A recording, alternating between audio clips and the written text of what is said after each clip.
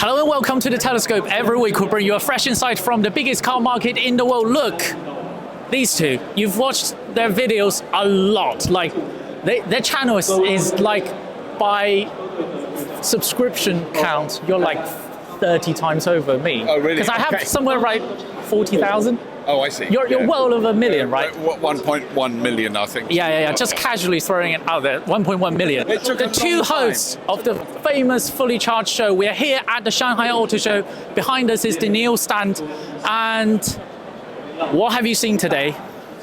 I mean, it's been, for me, completely overwhelming. So, I mean, half of the brands I've seen and the cars I've seen, I have never heard of. I didn't know they existed. That means we've been doing a very bad job. Yeah, no, we have been. We need to do better. What have you been doing in the past, like, 5 years?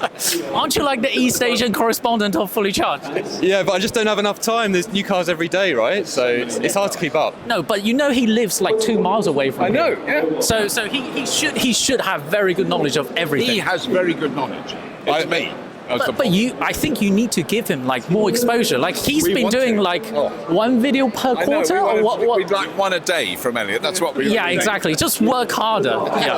Yeah. So you've been to. I met you on the Xiaomi stand. Yes. Would you see that car? A completely new brand.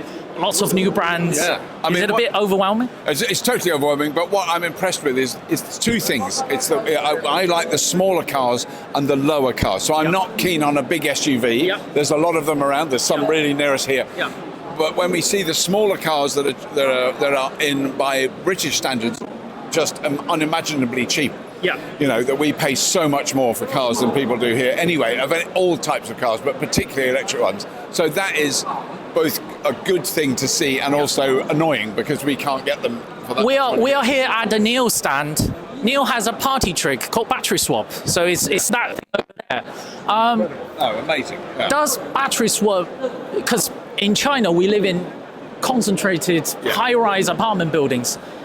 British people live, or European in general, doesn't live that concentrated. Well, do you think battery swap has a place in Europe? Oh, without question, it does, doesn't it? I mean, I think the thing is, about 40% of people in the UK can't park a car at their house. They live in apartments. Really? Yeah. So it's about 60% of people live in houses where they can park a car and they can charge at home. 40% can't. So it's really important to find a way for people who, like in China, to be able to charge their car easily and reasonably.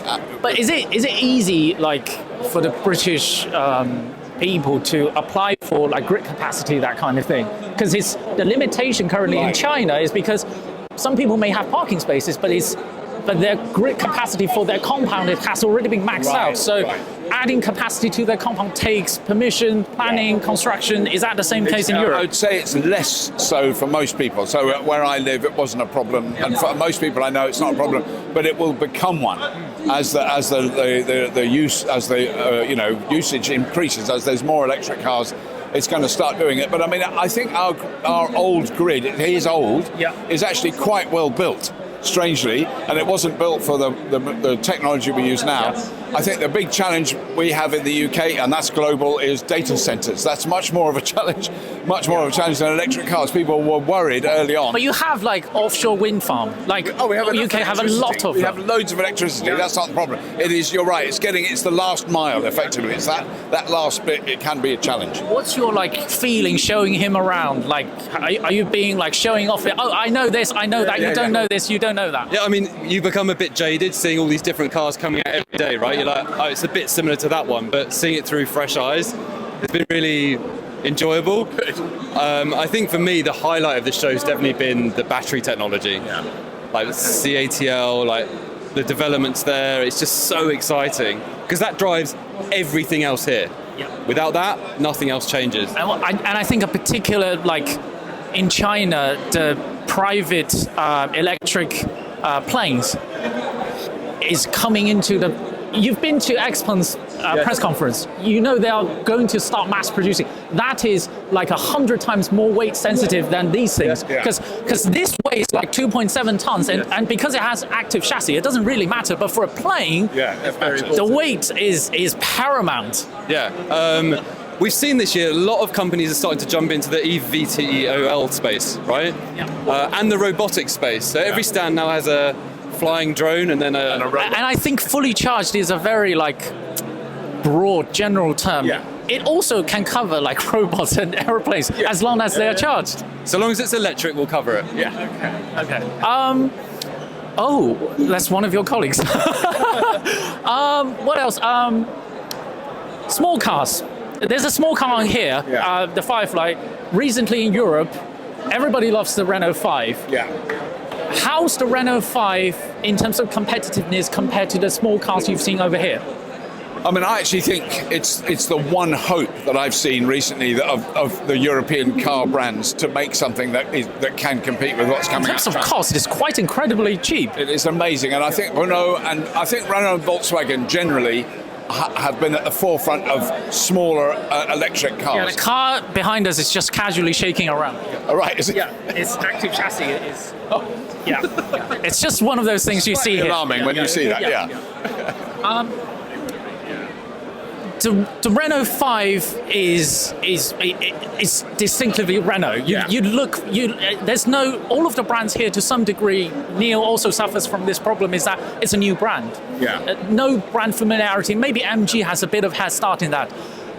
Where do you see the LS400, the Lexus LS400 moment when they break into America? Where do you see that moment coming for Chinese brands? Which brands do you think is most hopeful in understanding what Europe wants? Because the core technology is here. Yeah, like, absolutely. The capability is here, but they just don't really know what European people want. Yeah.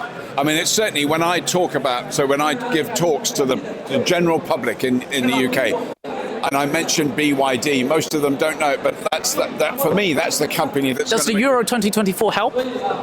Title sponsor? Yeah, definitely. Yeah, I think it does. So in terms of brand awareness, that one's right at the forefront. MG, we all know MG, and I think people are going, oh, one, they're electric, two, they're made in China. That's secondary. First of all, they know that brand, you know. So I drove an MG4. Everyone knows what that is. They have been hugely successful in the UK. Really, really successful.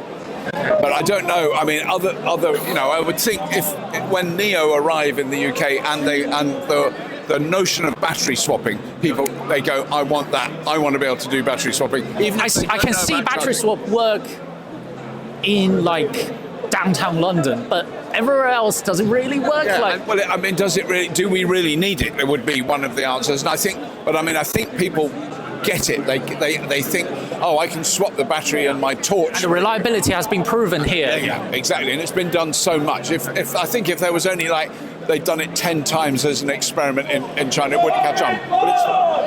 But it's millions of times, you know. So it does what it works. And So after you can't go back to the UK, just give him a lot more money and budget, and also watch my video, okay? Okay, so that's the deal. So that is a casual conversation in front of the NIO stand at Auto Shanghai 2025. 2025. Wow, how time flies. Last time I attended this motor show, I was still a NIO employee. It feels weird. So hope you enjoyed this conversation. We hope to do more of these in the future. That is all from the Telescope today. If you enjoy watching this video, keep watching, keep subscribing. More videos coming along very soon.